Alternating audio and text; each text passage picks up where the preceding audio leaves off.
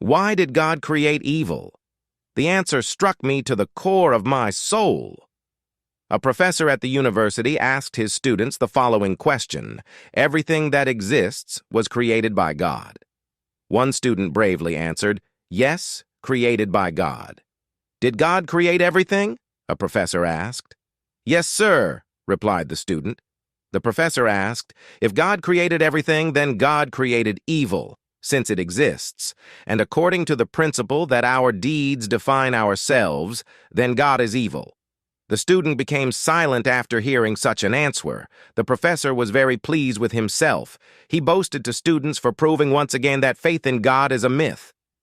Another student raised his hand and said, "Can I ask you a question, Professor?" "Of course," replied the professor.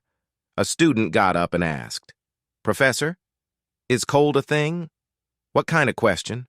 "Of course it exists. Have you ever been cold?" Students laughed at the young man's question.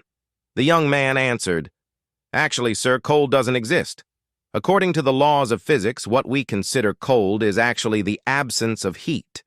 A person or object can be studied on whether it has or transmits energy. Absolute zero, der 460 degrees Fahrenheit, is a complete absence of heat. All matter becomes inert and unable to react at this temperature. Cold does not exist. We created this word to describe what we feel in the absence of heat." A student continued, "Professor, does darkness exist?" "Of course it exists." "You're wrong again, sir. Darkness also does not exist.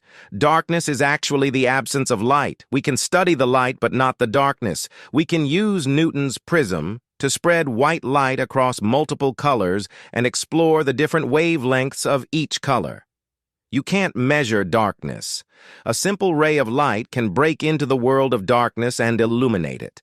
How can you tell how dark a certain space is? You measure how much light is presented. Isn't it so? Darkness is a term man uses to describe what happens in the absence of light. In the end, the young man asked the professor, "Sir, does evil exist?"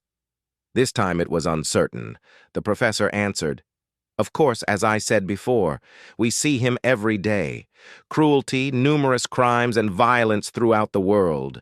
These examples are nothing but a manifestation of evil."